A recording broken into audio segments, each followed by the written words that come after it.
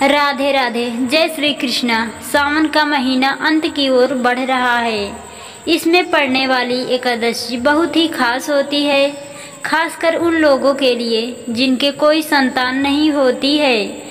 इस खास एकादशी को हम लोग पुत्रदा एकादशी के नाम से जानते हैं। जो लोग पुत्र की प्राप्ति चाहते हैं वो लोग इस कथा को ध्यान से अंत तक जरूर सुने।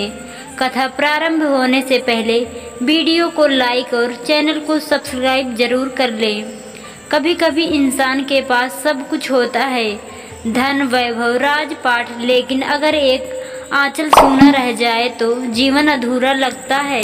ये कहानी है एक ऐसे राजा की, राजा सुकुमार की, जिनके पास पूरा राज्य था लेकिन कोई संतान नहीं थी।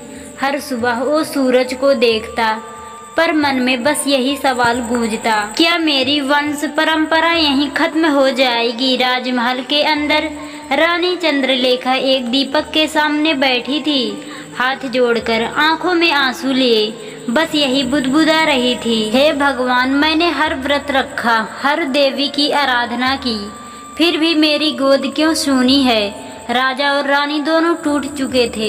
राज पुरोहित बोले, राजन, यह केवल आपका नहीं पूरे राज्य का सवाल है। इसी चिंता के बीच एक दिन राज्य में एक अजीब सी रोशनी फैली। महल के द्वार पर एक तेजस्वी संत प्रकट हुए। चेहरे पर गहरी शांति थी और आंखों में सच्चाई।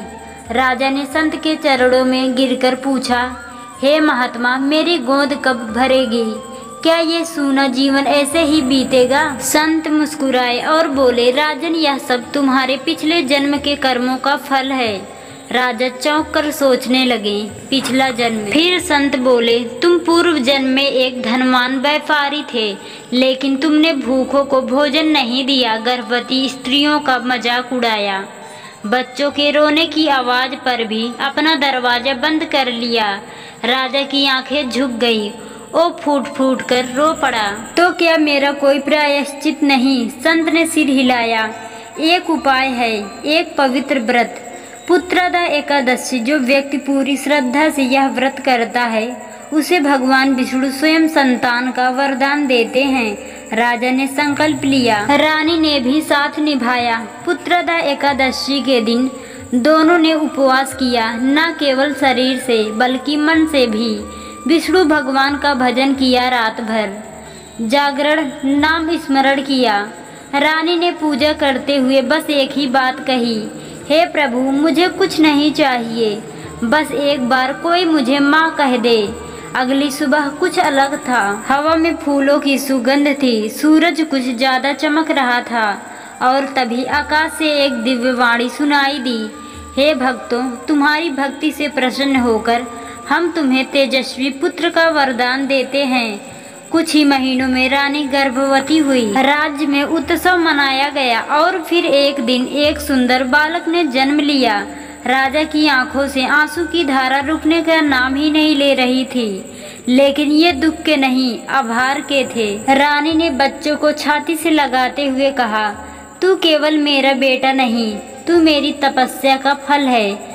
बच्चे का नाम रखा गया विभास, जिसका अर्थ है जो अंधेरे में उजाला करे। विभास बचपन से ही बहुत होशियार था।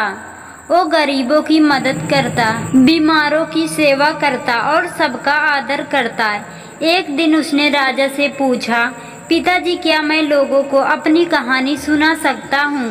राजा बोले, हाँ बेटा, यह केवल हमारी नहीं, हर उस माँ की कहानी है जो आज भी भगवान से संतान की भीख मांग रही है। फिर विभास ने एक बड़ा मंडप बनवाया, लोगों को बुलाया और सबसे कहा, मेरे जन्म की कहानी कोई चमत्कार नहीं थी, वो एक व्रत का फल था, पुत्रदा एकादशी। जिस दिन इंसान पूरी श्रद्धा से भगवान विष्णु की पूजा करता है, उनके सामने अपने सारे पाप स्वीकार करता है, उस दिन भगवान भी झोली खाली नहीं लौटाते। उस दिन के बाद हर साल राज्य में हजारों लोग पुत्रदा एकादशी का व्रत करने लगे और कहते हैं, जिसने भी पूरी निष्ठा से यह व्रत किया, भगवान ने उसकी ममता को कभी खाली नहीं जाने दिया। आखिर में एक ही बात, अगर आपके दिल में भक्ति है, अगर आपके आंसू सच्चे हैं, तो भगवान तक आपकी पुकार जरूर पहुँचेगी, क्योंकि जिस दिन एक माँ अपने आंचल को खुला छोड़ देती है उस दिन भगवान उसे संतान नहीं अपना अंश दे देते हैं। जय श्री हरि।